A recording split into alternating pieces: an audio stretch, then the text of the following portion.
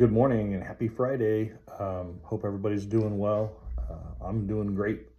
Feeling a lot better and excited to tackle this day and everything that it has in store for us. And it's great to start it with a little bit of scripture. Following along still in First Peter and looking at verse 13 and 14. And I'm going to stop at the end of 14, and it stops kind of in the middle of a sentence, but it's kind of fun.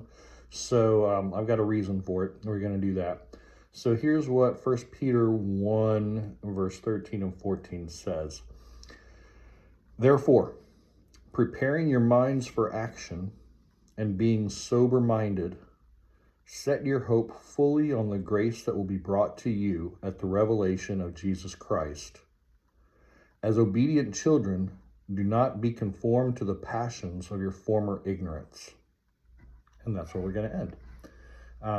And Peter is talking to us here after having just told us that what we have from the prophets, this is what we talked about yesterday, what we have revealed in Jesus is the things that the prophets they knew was coming. They told us about it, but they didn't know who it was going to be or what it was going to look like.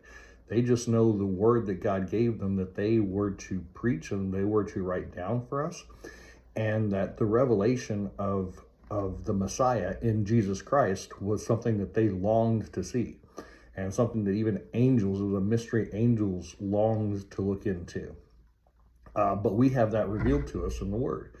And so it's not Paul, Peter says that then, therefore, since you've got this great treasure, this mystery that angels even long to look into, therefore, preparing your minds for action. The word there in the Greek for prepare your minds for action is actually the word, you probably heard it before, to gird your loins. And back then, the men, didn't wear pants, they wore robes.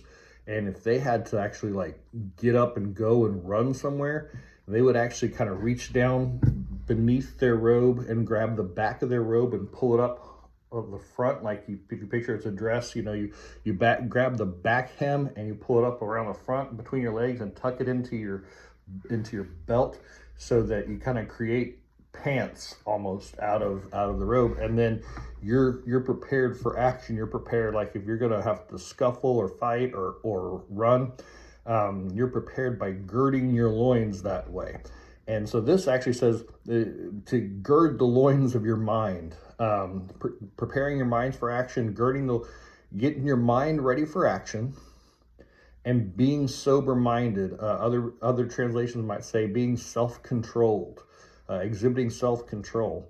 Set your hope fully on the grace that will be brought to you at the revelation of Jesus Christ. So don't put your hope in anything temporary or in this world, but you're getting your mind ready for action. You're staying self-controlled for the long-term goal of seeing the grace that's going to happen when Jesus Christ is revealed to the world.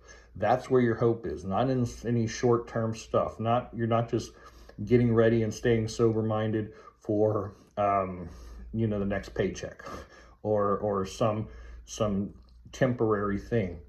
And then he says, as obedient children, do not be conformed to the passions of your former ignorance. And all of this kind of makes me think of, when I was a kid, or maybe we do the same thing with our kids. When there's a promise of something great to come, sometimes the parents will be like, look, you need to behave and you need to keep yourself in control. We've got something really, really good coming, but you got to behave. In the meantime, you gotta mind your manners. You got to take care of, being good until then.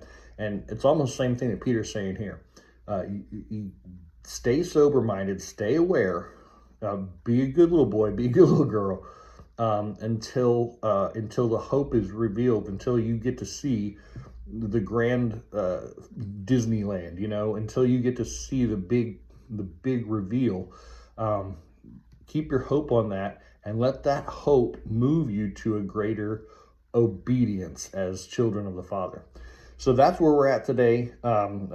Just kind of leave with you that our hope is a great hope, And we don't exhibit obedience for no reason at all. We exhibit obedience because we know that it flows out of a hope that is a great hope that this world can't offer. So blessings to you. Have a great day. Have a happy Friday. Have a happy weekend. And we'll talk to you again soon.